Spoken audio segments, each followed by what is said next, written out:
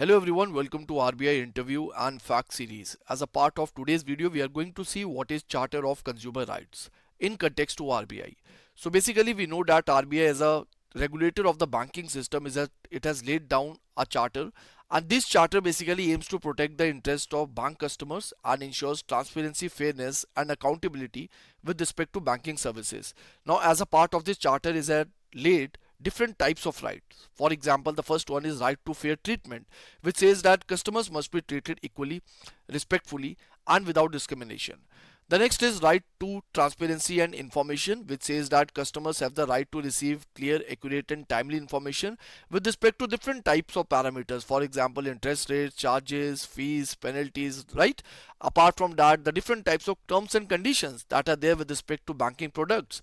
The third one is right to choice and consent, which says that customers have the freedom to choose different types of banking products and services without any types of coercion, right?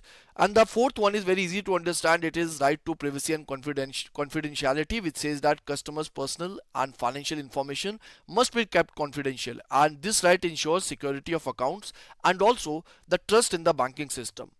The last one is right to grievance redressal, which says that customers have the right to complain and receive timely resolution for any kind of banking issue.